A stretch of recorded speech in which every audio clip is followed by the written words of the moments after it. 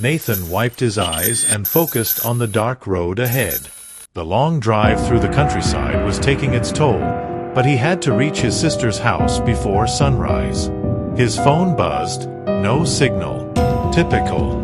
The highway stretched endlessly under the moonlight, fields on both sides. No houses, no signs of life. Then, out of nowhere, a figure stood by the roadside. A woman, pale and thin, dressed in an old-fashioned dress. She raised a hand. Nathan hesitated. He never picked up strangers. But something about her, the desperate look in her eyes, made him stop. She got in without a word, her face turned away. "Where are you headed?" Nathan asked, forcing a smile. No answer. The car was cold now, freezing. Nathan glanced at the rearview mirror. She was staring at him.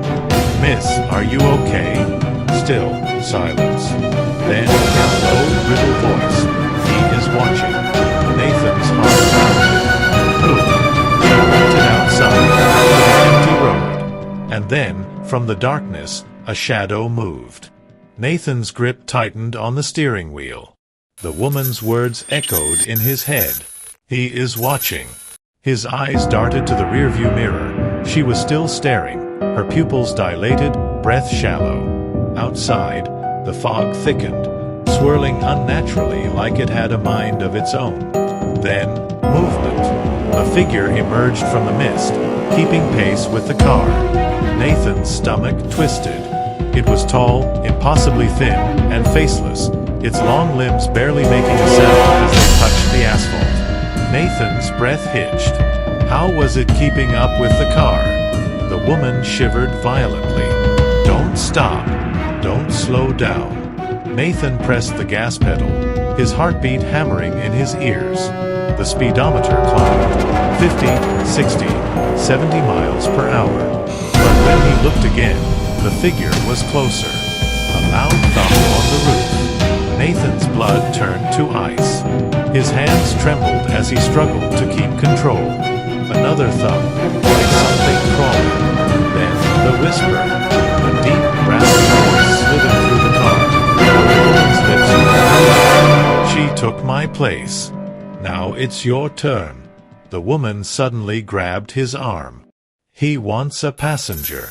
Nathan screamed as the steering wheel yanked violently on its own, pulling the car toward the trees. Nathan yanked the wheel, barely avoiding the trees as the car skidded across the road. His heart pounded like a drum in his chest. The figure was gone, but the whisper still echoed in his head. "She took my place. Now it's your turn." Beside him, the woman was trembling, her fingers digging into her arms. "Who the hell is he?" Nathan shouted. She turned to him, her face eerily blank. "You saw him. That means he can take you." The road ahead twisted in ways it shouldn't. Houses that had been there moments ago were gone. The road signs flickered, their words shifting like something was. Nathan's breath came in short gasps as the car sped forward, but the road was changing.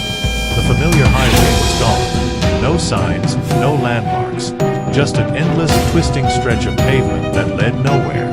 The lines on the asphalt flickered, like a glitch in reality itself. He glanced at the woman. Her face was even paler, her lips moving as if whispering a silent prayer. "Where the hell are we?" Nathan shouted. She didn't answer. Then, bang. The car slammed into something unseen, sending Nathan's head against the wheel. Pain shot through his skull. Nathan's vision blurred as he lifted his head from the steering wheel. The car had stopped, but there was nothing in front of him. No impact, no wreckage, just an endless, empty road. The woman beside him was trembling violently now. "He's almost here," she whispered. Nathan's stomach twisted. He turned the key. Click, click. The engine wouldn't start. The air was growing colder. Nathan's breath formed mist in the freezing air. The engine was dead, and the silence was wrong. Too deep, too unnatural. The woman beside him hugged herself, rocking slightly. "It's too late," she murmured. "He's chosen you." Nathan's pulse pounded. Who the hell is he? Her eyes flicked to the rearview mirror. Nathan followed her gaze and froze. The figure was in the back seat. It wasn't human. Its elongated face had no features, just smooth, stretched skin where eyes and a mouth should be. Its hands, bony and too long, clawed at the seat, shifting closer. Nathan's body refused to move. A voice, deep and hollow, spoke inside his head. She escaped. You take her place. The woman's breathing turned erratic. I'm sorry, she whispered, eyes full of guilt. Nathan tried to scream, but his throat locked. His fingers tingled, his limbs going numb. A suffocating weight crushed his chest. The last thing he saw was the woman vanishing into mist, free. And then the world turned black. Nathan's eyes snapped open. He was still in the car, but something was wrong. The air felt thick, heavy. His hands gripped the wheel, but they weren't his hands. They were thin, pale, unfamiliar. His reflection in the rearview mirror made his stomach drop. It wasn't his face. It was shifting, stretching, becoming something else. A sharp knock on the window. Nathan turned his head slowly.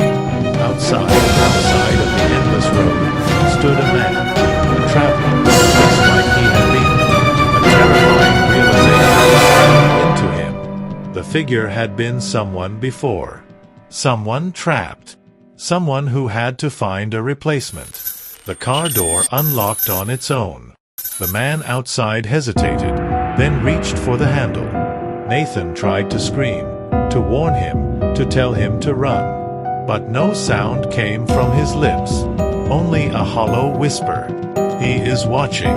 The door opened. The man got in, and the ride began again.